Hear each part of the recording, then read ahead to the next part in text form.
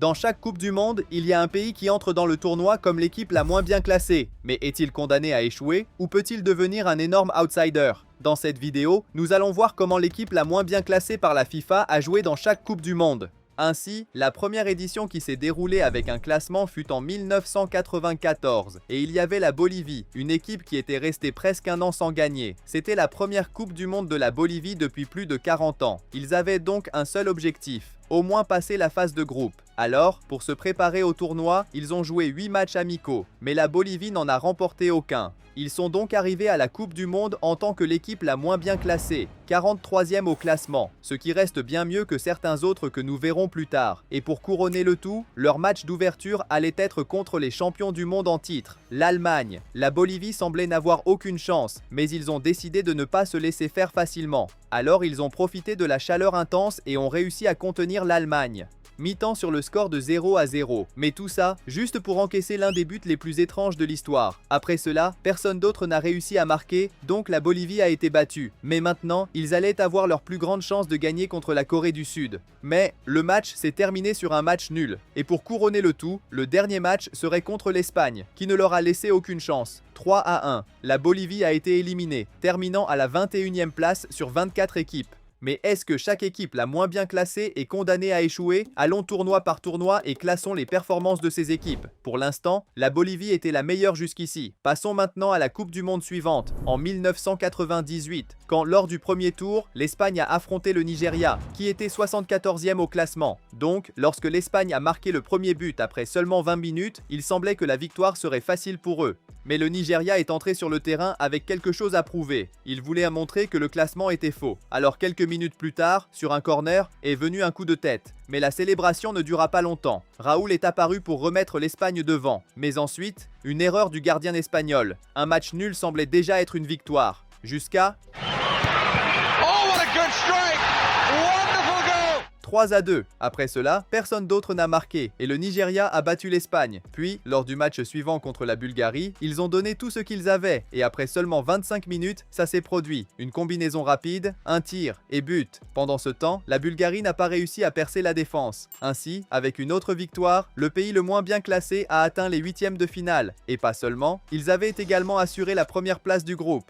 Puis, dans le tableau à élimination directe, leur adversaire serait le Danemark. Le Nigeria se sentait invincible, mais cette confiance excessive eut un prix. Ils ont commencé sans concentration, leur défense était un désastre. Et en seulement 15 minutes, le Danemark menait déjà 2-0. Cela a complètement déstabilisé le Nigeria. Et en seconde mi-temps, 2 autres buts sont arrivés. À la fin, ils ont inscrit un but de consolation et ont été éliminés. Pourtant, ils ont terminé la Coupe du Monde à la 12e place, prenant désormais la couronne de la meilleure performance jusqu'ici. Mais si le Nigeria avait une certaine qualité, le pays le moins bien classé de la prochaine Coupe du Monde était en fait très faible. Cette fois, le tournoi allait avoir lieu en Corée du Sud et au Japon. Mais comme ces deux pays n'avaient pas besoin de jouer les qualifications, cela a ouvert une place pour d'autres équipes plus faibles. Et c'est ainsi qu'un pays a participé au tournoi pour la toute première fois, la Chine. Le problème, cette équipe était très inexpérimentée. Sur les 23 joueurs convoqués, 20 jouaient dans le championnat national chinois. Même leur capitaine n'avait jamais joué en dehors de la Chine. Alors, lorsqu'ils affrontèrent le Costa Rica pour le match d'ouverture, ils étaient l'équipe la moins bien classée, 50e au classement. Pourtant, lorsque l'arbitre siffla le coup d'envoi, la Chine réussit à tenir le score un moment. Mais leur espoir ne dura pas longtemps.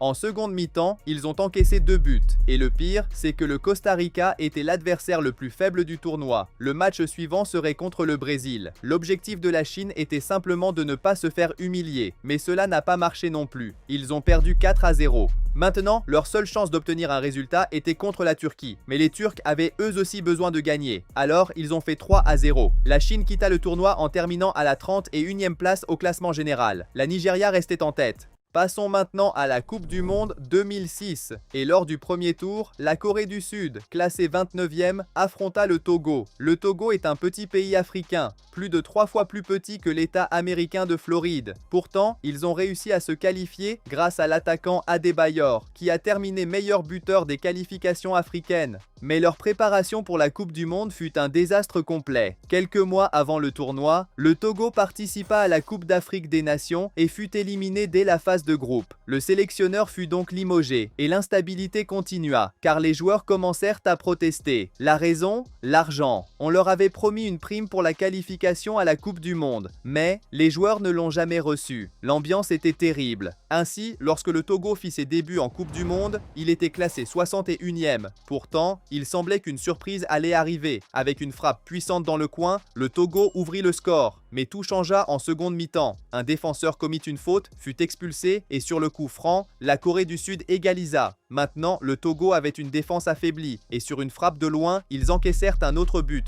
2-1. Mais leurs problèmes ne se limitaient pas au terrain. Ces protestations n'ont jamais cessé. Les joueurs ont même menacé de ne pas jouer le prochain match s'ils ne recevaient pas la prime promise. La situation est devenue si grave que la FIFA a dû intervenir. Finalement, le Togo participa au match suivant, contre la Suisse. Mais ils étaient complètement déconcentrés. Le résultat, 2-0 pour les Suisses. Maintenant, le Togo était éliminé, et pour terminer cette campagne catastrophique, ils furent battus par la France. Le Togo termina le tournoi à la 30e place, avec l'une des pires performances de l'histoire. 4 ans plus tard, une équipe encore plus faible réussit à se qualifier. En 2010, le Brésil entra sur le terrain pour affronter la Corée du Nord. Pour eux, être là était déjà une énorme surprise. 20 de leurs joueurs venèrent du championnat nord-coréen. Seulement 3 jouaient en dehors du pays. Pourtant, la Corée du Nord savait que la Coupe du Monde se joue à un autre niveau. Alors, avant le tournoi, ils décidèrent de se préparer avec des matchs amicaux. Le problème, en 7 matchs, ils n'en gagnèrent aucun. Ce fut 2 nuls et 5 défaites. Ils arrivèrent donc au tournoi en tant qu'équipe la moins bien classée, à la 105e place. Voilà qui est bas. Ils savaient que les risques de se faire écraser par le Brésil étaient très élevés. Alors l'entraîneur décida d'adopter la seule tactique possible, la défense totale. Mais le Brésil a eu du mal contre équipe défensive. Résultat, la première mi-temps se termina sur un score de 0-0. La Corée du Nord faisait ce qui semblait impossible, mais en seconde mi-temps, la défense céda enfin. 2 buts pour le Brésil. On aurait dit que le match était joué, jusqu'à...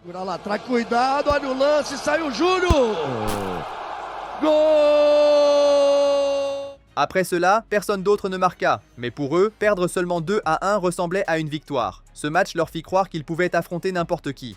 Alors, face au Portugal, l'entraîneur décida de changer de stratégie. Au lieu de rester regroupés en défense, ils allaient attaquer. Mais cela ne s'est pas bien passé. 7-0. Il restait encore un dernier match contre la Côte d'Ivoire. Mais à ce moment-là, ils n'avaient plus aucune confiance et subirent une nouvelle défaite. Avec 3 défaites, la Corée du Nord termina la Coupe du Monde à la dernière place. Mais est-ce que l'équipe suivante au classement était aussi mauvaise? Allons en 2014, et une équipe qui est arrivée en très mauvaise forme était l'Australie. Ils avaient de l'expérience en Coupe du Monde, mais leur préparation pour le tournoi a été un désastre. L'année précédente, ils ont décidé de se tester lors de matchs amicaux et ont été humiliés. Contre le Brésil, c'était 6-0, et peu après, 6-0 contre la France. La situation était si mauvaise qu'ils ont licencié l'entraîneur, et avec le nouveau sélectionneur, il y eut encore plus de défaites en matchs amicaux. Ainsi, l'Australie arriva à la Coupe du Monde comme l'équipe la moins bien classée, à la 62e place. Lors de leur match d'ouverture, ils allaient affronter le Chili, mais la défense était complètement désorganisée, et en seulement 15 minutes, c'était déjà 2-0. L'Australie semblait perdue sur le terrain. Ils ont donc trouvé une solution, centrer le ballon vers leur joueur principal, Tim Cahill. Et ça a marché, Cahill a marqué. Mais ensuite, le Chili a marqué encore, 3-1. Et le pire, le Chili était l'adversaire le plus faible du groupe, car le prochain match serait contre les Pays-Bas. Ainsi, en première mi-temps, Robben a avancé avec 3 joueurs néerlandais contre un seul défenseur et a envoyé le ballon au fond des filets. On aurait dit que les Pays-Bas allaient obtenir la victoire la plus facile de l'histoire, jusqu'à soudainement... The Netherlands in front. But Australia looking for a quick comeback, they've got it! Tim Cahill! Astonishing! L'Australie a réalisé qu'il était possible de marquer contre eux. Alors, ils ont attaqué et après un centre, le ballon a touché la main d'un joueur néerlandais. L'arbitre a désigné le point de pénalty. Pénalty et but. L'équipe la moins bien classée menait désormais contre les Pays-Bas. Mais la joie n'a pas duré longtemps. Seulement 4 minutes plus tard, la défense a commis une erreur et Van Persie a égalisé. Pour aggraver les choses, Depay a tiré de l'extérieur de la surface et le gardien australien a commis une erreur. Sur le score de 3-2, l'Australie a été battue. Mais ils avaient encore un dernier match contre l'Espagne. Cependant, ce fut encore pire, 3-0. L'Australie termina la Coupe du Monde avec 3 défaites à la 30e place. Pour l'instant, le Nigeria reste le plus grand outsider. Mais en 2018, une équipe a beaucoup plus surpris. Avant même le début du tournoi, beaucoup pensaient que le pays hôte, la Russie, serait éliminé dès la phase de groupe. Et pour une bonne raison, au cours des 2 années précédant le tournoi, ils n'avaient remporté que 5 victoires. De leur élimination en phase de groupe de l'Euro 2016 jusqu'à la Coupe du Monde, ils ont disputé 20 matchs, et les chiffres étaient terribles, 6 matchs nuls et 9 défaites.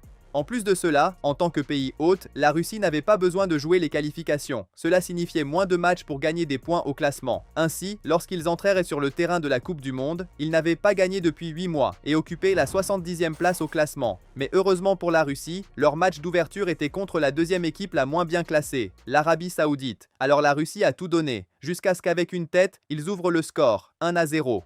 Après cela, le match est devenu plus équilibré, jusqu'à la fin de la première mi-temps, quand la Russie a marqué à nouveau. Et puis, les buts se sont enchaînés, 3-0, 4-0 et 5-0. Mais pour assurer la qualification, la Russie devait encore battre l'Égypte. Et cette fois, c'était beaucoup plus difficile, jusqu'au début de la seconde mi-temps, où le latéral égyptien a marqué un but contre son camp totalement étrange. À partir de ce moment-là, l'équipe égyptienne s'est effondrée. Après cela, le match est devenu plus équilibré, jusqu'à la fin de la première mi-temps, quand la Russie a marqué à nouveau. Et puis, les buts se sont enchaînés, 3-0, 4-0 et 5-0. Mais pour assurer la qualification, la Russie devait encore battre l'Égypte. Et cette fois, c'était beaucoup plus difficile, jusqu'au début de la seconde mi-temps, où le latéral égyptien a marqué un but contre son camp totalement étrange. À partir de ce moment-là, l'équipe égyptienne s'est effondrée. On aurait dit une victoire facile pour l'Espagne, mais vers la fin de la première mi-temps, le ballon a touché la main de Piqué dans la surface. Alors l'attaquant russe s'est présenté et a transformé. Ensuite, l'Espagne a attaqué avec tout ce qu'elle avait, mais même avec 83% de possession, ils n'ont pas réussi à battre Akinfeev et le match est allé au tir au but. La Russie n'arrivait pas à croire qu'elle était si proche des quarts de finale, et c'est à ce moment-là qu'Akinfeev est devenu un héros, en arrêtant 2 tirs. Pendant ce temps, le gardien espagnol n'a arrêté aucun tir. Résultat, 4-3 pour la Russie. L'équipe la moins bien classée était maintenant en quart de finale. Maintenant, après avoir battu l'Espagne, le prochain adversaire, la Croatie, ne semblait pas si effrayant. Alors la Russie a tout donné, et Cherichev a envoyé une frappe dans la lucarne, 1-0. Mais la joie n'a pas duré longtemps. Peu après, la Croatie a égalisé, a continué à mettre la pression et en prolongation a marqué un autre but. On aurait dit la fin du parcours, jusqu'à la 115e minute. Chikoya takes Fernandez! Russia will not retreat! Maintenant, tout allait se décider au tir au but. Mais cette fois, le numéro 10 de la Russie a tiré l'un des pires pénaltys de l'histoire. Et puis, le héros même qui avait marqué l'égalisation a envoyé le ballon à côté, la Russie éliminée. Mais malgré cela, l'équipe la moins bien classée a terminé à la 8e place. Voilà ce que j'appelle un outsider. Mais maintenant, passons à 2022. Et s'il y avait une équipe qui n'est pas arrivée en bonne forme, c'était le Ghana. Ils sont connus pour avoir failli atteindre les demi-finales de la Coupe du Monde par le passé. Mais maintenant, l'équipe nationale était en déclin, à tel point qu'en janvier 2022, le Ghana a été éliminé dès la phase de groupe de la Coupe d'Afrique des Nations. Et il y avait un détail encore pire, ils ont perdu contre les Comores, une équipe classée 132e. Après cela, ils ont encore dû se battre pour leur place en Coupe du Monde contre le Nigeria, mais les 2 matchs se sont terminés par des nuls et le Ghana ne s'est qualifié que grâce à la règle des buts à l'extérieur. Alors quand ils sont arrivés au Qatar, ils étaient l'équipe la moins bien classée, occupant la 61e place. Mais il y avait de l'espoir, une nouvelle arme en attaque, Iñaki Williams, qui a décidé de changer d'équipe nationale pour représenter le Ghana. Et leur premier match de Coupe du Monde serait contre le Portugal, où le Ghana a réussi à tenir le score pendant toute la première mi-temps, jusqu'à ce qu'en seconde mi-temps, Ronaldo marque sur penalty. On aurait dit que le match était décidé, mais ensuite...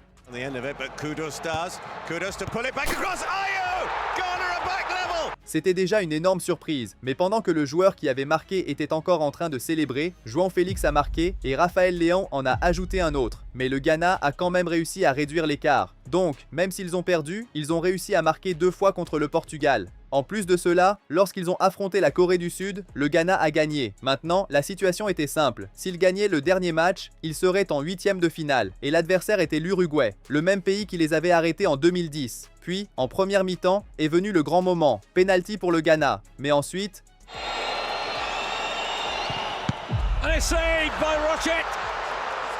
Après cela, l'Uruguay s'est réveillé, a poussé vers l'avant et a marqué 2 fois, tandis que le Ghana n'a pas pu répondre. Sur le score de 2-0, ils ont été éliminés, terminant à la 24e place au classement général. Ainsi, parmi toutes les équipes qui sont entrées en Coupe du Monde en tant que moins bien classées, seules 2 ont réussi à dépasser la phase de groupe. Alors, qu'avez-vous pensé de cette vidéo? Si vous l'avez aimée, je pense que celle-ci va aussi vous plaire. Merci d'avoir regardé et à bientôt.